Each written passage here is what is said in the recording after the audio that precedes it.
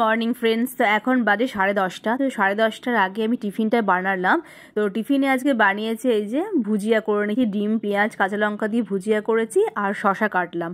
তো এটা খেয়ে অফিস চলে যাবে। তার আগে কিন্তু আমার রান্নাও হয়ে গেছে, কারণ আজকে যাব হচ্ছে কলকাতা। তো শিয়ালদা স্টেশনে কি কাণ্ড হয়েছে তোমাদের সঙ্গে শেয়ার করব, তোমরা দেখবে, পুরো ব্লগটা ওয়াচ করো, স্কিপ করো না।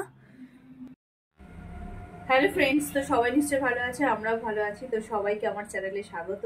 তো যেখান থেকে ব্লগটা দেখছো আশা করি সবাই খুব ভালো আছে, সুস্থ আছে। আমরা ভালো আছি বলেই কিন্তু চলে এসেছি একটা নিউ আনাদার ব্লগ নিয়ে। তো আজকের ব্লগটা কিন্তু আবার আমার যাওয়া বলতে সকাল সকাল চান করে নিয়েছি। সকালবেলা আমার পুরো রান্নাও হয়ে গেছে, কারণ আজকে আবার যাব। আগের দিন তোমাদের ব্লগে বললাম যে একদিনের দুদিনের জন্য এখানে আসলাম, কিছু একটা কাজ ছিল, কাজটা কমপ্লিট করলাম, করে তারপর আবার আজকে যাচ্ছি। তো যাই হোক, আজকে আবার ওখানে যাবো, মানে বসিরহাট থেকে আবার যাচ্ছি মায়ের ওখানে আজকে। তো 3টে ট্রেনটা ধরবো। আর এখন বাজে 12টা। আমার চানও হয়ে গেছে, খাওয়া এখনো হয়নি, তবে খেয়ে রেডি হয়ে তারপরে বেরিয়ে যাব।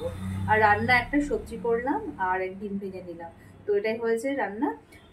আর তোমাদের দাদা ও খেয়ে অফিস চলে গেছে, ও 11টার সময় অফিস চলে গেল। আর এখন 12টা বাজে, আমার চান হয়ে গেছে।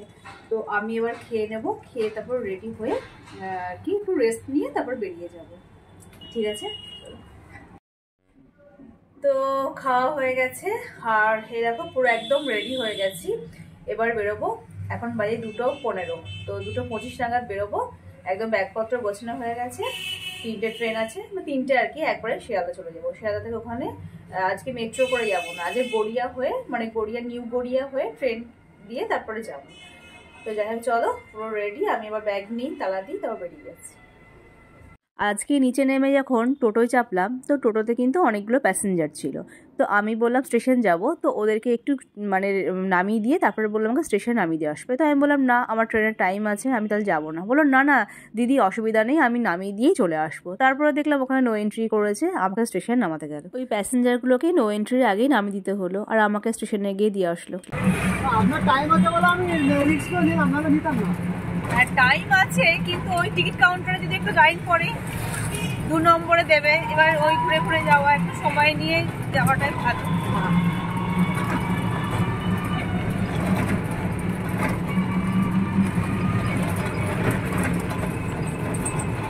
তো আজকে ঠিক করেছি ট্রেন ধরে একদম সোজা শিয়ালদায় গিয়ে নামবো। আজকে আর দমদমে নামবো না, কারণ অন্যান্য দিন কি করি, দমদমে নেমে মেট্রো ধরি, তো মেট্রো করে চলে যাই। আর আজকে ঠিক করেছি ডাইরেক্ট একদম শিয়ালদা চলে যাব। শিয়ালদায় নেমে ওখান থেকে আবার ট্রেন ধরে গড়িয়া স্টেশন যাব। মানে গড়িয়া বাস স্ট্যান্ড নয় আর গড়িয়া হাটও নয়, এটা গড়িয়া স্টেশন।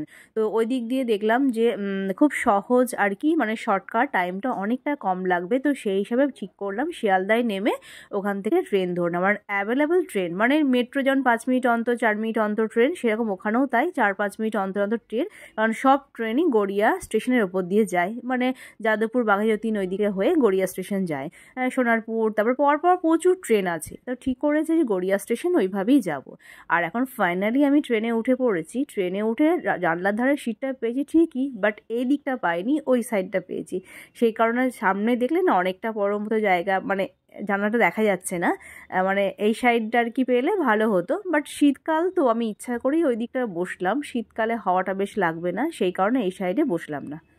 এই দেখো, এই ট্রেনটা থেকেই কিন্তু আমি এক্ষুনি নামলাম। এই ট্রেনটা আগে থেকে অ্যানাউন্স করে দিয়েছে, কি লোকাল বলেছে জানি না। একদম এত ভিড়, হুড়োহুড়ি করে উঠছে লেডিসে। একটা বয়স্ক মহিলাকে তো একটু ছেলেই দিল, সে উঠতে পারো না বেচারি। আর এই সাইড থেকে লাল রঙে নেমে সোয়েটার করে যাচ্ছে একজন, নাকি পকেট মেরে খালি করে ছুটে, তাকে ধরার জন্য দিদিকে ছুটছে এই লোকগুলো। তো আমি স্লো মোশনে আমি দেখাচ্ছি, স্লো মোশনে দেখালে বুঝতে পারবে। এই যে লাল কালারের যে সোয়েটার করে গেল, এই যে দেখতে পাচ্ছি।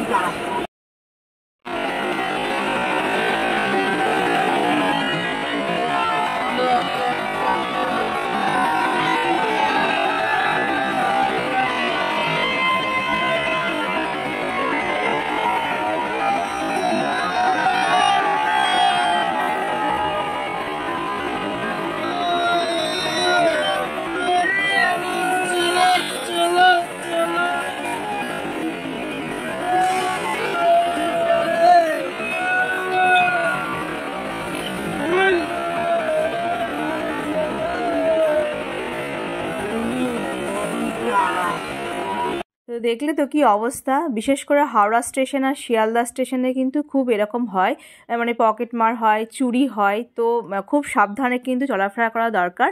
আমরা ছোটোবেলা থেকে আসা যাওয়া করছি তো, কারণ জানি যে কীভাবে মানে চুরি হয় আর কি, পকেটমার হয়। তো তোমাদেরকে বলছি তোমরা সবসময় সাবধানে থাকবে, বিশেষ করে হাওড়া স্টেশন আর শিয়ালদা স্টেশন। এখানে কিন্তু প্রচুর মানুষের কিন্তু ভিড়, বিভিন্ন ধরনের কিন্তু মানুষ থাকে। তো যাই হোক, আমি ওখান থেকে চলে আসলাম। আর ওটা ছিল কিন্তু 7-8-এ আমার ট্রেন দাঁড়িয়েছিল, আর এটা হচ্ছে কি প্রায় চলে আসলাম মানে 9-15-তে দিয়েছে, মানে বিশেষ করে 15, 16, 17, 18-তেই কিন্তু এই দিকে ট্রেনগুলো দেয়। আর ওই সাইডে কিন্তু আমার সাথে ছিল ট্রেনটা। তো এই প্ল্যাটফর্ম থেকে আবার 18-তে এসে ট্রেনে চেপে পড়লাম। ট্রেনে চেপে ফাইনালি কিন্তু আমি গড়িয়া স্টেশন নেমে পড়েছি। ওখান থেকে বেশি ডিস্টেন্স নয়, 20 মিনিট মাত্র, মানে মাত্র 20 মিনিট মতো লাগে। তো গড়িয়া স্টেশন নেমে তারপরে আমি ফল কিনলাম, মানে লেবু কিনলাম। তো লেবু কিনে নিয়ে তারপরে আসলাম। আর মাদের ফ্ল্যাটের নিচে ওখানে পকোড়া বিক্রি করে, ওখানে পকোড়াটা খুব ভালো করে। তো পকোড়া নিয়ে তারপরে চলে আসলাম।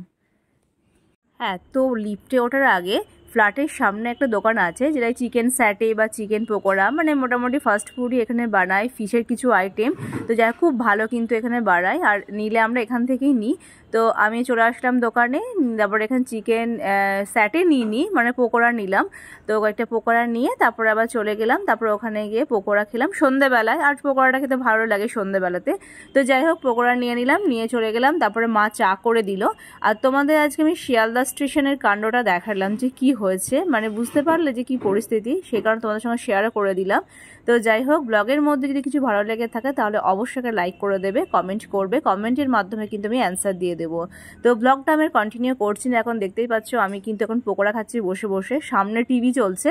তো পকোড়া খাচ্ছি আর টিভি দেখছি। তো যাই হোক, ব্লগটা শেষ করব। তো সবাই ভালো থেকো, সুস্থ থেকো, আর নিজের প্রতি খেয়াল রেখো। চলো এখনকার মতো টাটা বাই। আবার আশা করছি তোমাদের সঙ্গে নেক্সট ব্লগে দেখা হবে, নতুন কোনো একটা ব্লগ নিয়ে হাজির হয়ে যাব। ঠিক আছে, চলো এখনকার মতো গুড নাইট। আর এই দেখো চা হয়ে গেছে, আমি রান্নাঘর থেকে মায়ের কাছ থেকে চা নিয়ে আসলাম। তো ঠিক আছে, চাটা আমি খেতে থাকি আর ব্লগটা শেষ করি।